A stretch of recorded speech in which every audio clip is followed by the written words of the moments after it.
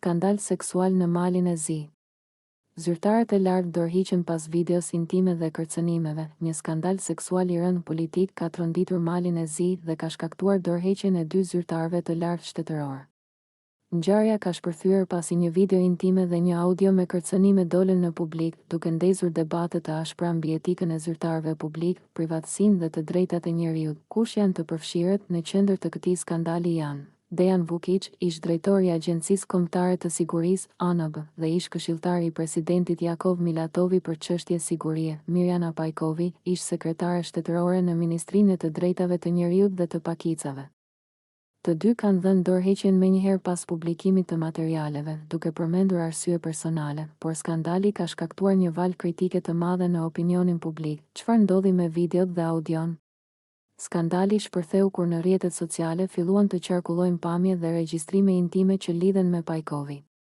Sipas saj, materialet u shpërndan pa pëlqimin e saj. Audio incizimi përmban kërcënime direkte, ku dyshohet se dëgjohet zëri i Vukić, i cili pretendon se i gjithë Mali i Zi do t'i shoh pamjet. Pajkovi ka depozituar 3 kallëzime penale, duke akuzuar Vukić për kërcënim dhe shantazh, ndërsa ai ka mohuar çdo lidhje me shpërndarjen e materialeve, duke argumentuar se videoja dhe audioja u shfaqen për herë të parë vetëm pasi u qarkulluan në publik. Qëndrimi i Vukić. Dejan Vukić ka deklaruar se ai nuk ka shpërndar materialet intime. Pajkovi, sipas tij, i ka marrë në mënyrë të paligjshme telefonin celular në tetor 2024, i cili më pas është keq përdorur.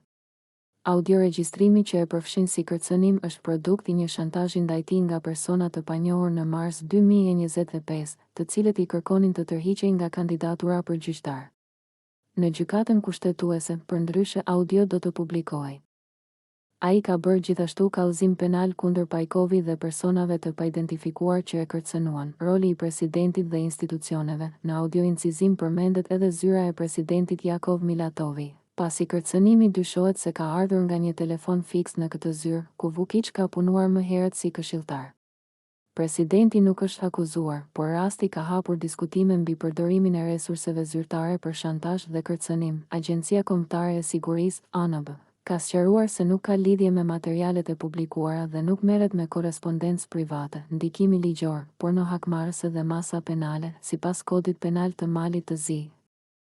Shpërndarja e materialeve intime pa pëlqimin e personit përfshirës mund të dënohet me deri në 5 vjet burg. Kjo veprimtari kriminale njihet si pornohakmarrëse, një koncept relativisht i ri në legjislacionin malazes, i cili synon të mbrojë privatësinë dhe të drejtat e individit, veçanërisht ndaj përdorimit të materialeve intime për shantazh ose përfitim politik. Prokuroria ka hapur 2 procedura penale, por deri tani nuk ka dhënë një qendrim publik dhe nuk dihet ende nëse rasti do të përfundoj në gjyq. Debati publik dhe reagimet. Rasti ka ndezur një valë debatash në Mal të Zi. Shumë qytetarë dhe aktivistë kërkojnë barazi ligjore dhe mbrojtje të privatësisë.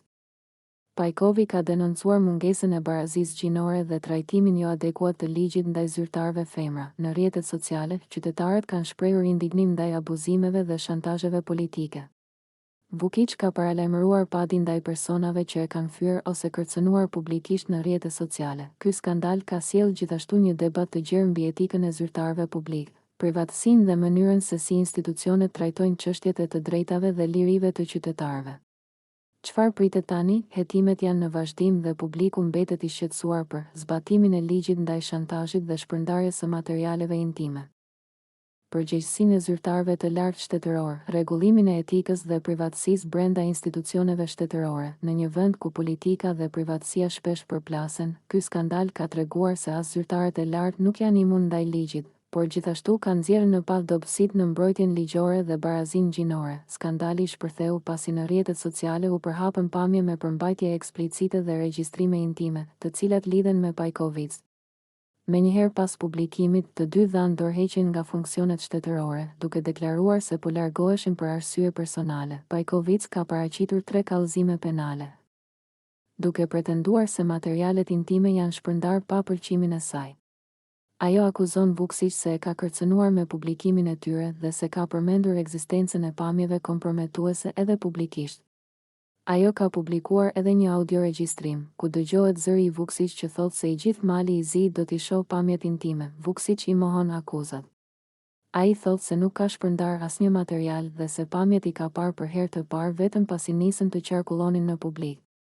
Sipas tij, në tetor 2024 Pajković i ka marrë në mënyrë të paligjshme telefonin celular, i cili më pas është keq përdorur. Ai pretendon se nga ky keq përdorim ka dalë edhe audioregjistrimi kërcënues, ku dëgjohet zëri i tij. Vuksić thotë se në mars 2025 është shantazhuar nga persona të panjohur, të cilët i kërkonin të tërhiqej nga kandidatura për gjyqtar në gjykatën kushtetuese, përndryshe audio do të publikohej. Sipas tij, kjo ishte tentativë shantazhi dhe ndikimi të paligjshëm në një proces kushtetues. Për këtë arsye, ai ka bërë kallëzim penal ndaj Pajković dhe personave të tjerë të paidentifikuar. Në këtë aferë përmendet edhe zyra e presidentit të Malit të Zi, Jakov Milatović, pasi në audio thuhet se kërcënimi është bërë nga një telefon fiks në zyrën e presidentit, ku Vuksić ka punuar më herët si këshilltar. Presidenti nuk është i akuzuar në këtë rast. Vuksić ka paralajmëruar gjithashtu padi ndaj personave që, sipas tij, e kanë fyer dhe kërcënuar në rrjetet sociale, si dhe ndaj një deputeti që e ka quajtur publikisht person të dhunshëm. Sipas kodit penal të Malit të Zi, shpërndarja e materialeve intime pa përqimin e personit të përfshirë dënohet me deri në 5 vjet burg. Kjo vepër penale njihet si ashtuquajtura pornohakmarrëse dhe është futur relativisht vonë në legjislacionin penal të vendit. Agjencia Kombëtare e Sigurisë ka deklaruar se nuk merret me korrespondencë private dhe se materialet intime nuk kanë lidhje me punën e saj. Prokuroria deri tani nuk ka dhënë një qendrim publik dhe nuk dihet ende nëse rasti do të ketë një epilog gjyqësor. Sipas Pajkovi, materialet intime janë përdorur për të ushtruar presion ndaj saj dhe për të dëmtuar karrierën e saj, duke përfshirë edhe një audioincizim ku dyshohet se dëgjohet zëri i Vukić, i cili e kërcënonte. Prokuroria e Podgoricës ka hapur 2 procedura penale për rastin, ndërsa hetimet janë ende në vazhdim. Nga ana e tij, Vukić ka mohuar çdo lidhje me publikimin e materialeve intime, duke deklaruar se ka parë përmbajtjen vetëm kur u shpërnda ilegalisht online. Ai ka pretenduar gjithashtu se Pajkovi ja ka tjetërsuar në mënyrë të paligjshme telefonin celular, duke shkelur privatësinë e tij, dhe se audioincizimi i përfolur është reagim ndaj kësaj situate. ANB ka hedhur poshtë çdo përfshirje në skandal, duke sqaruar se korrespondenca private dhe materialet e publikuara nuk kanë lidhje me aktivitetin e saj dhe nuk janë objekt interesi për agjencinë. Ky rast ka ndezur debat të gjerë mbi privatësinë, etikën e zyrtarëve publik dhe mënyrën se si autoritetet e Malit të Zi trajtojnë çështjet që prekin të drejtat dhe liritë e qytetarëve.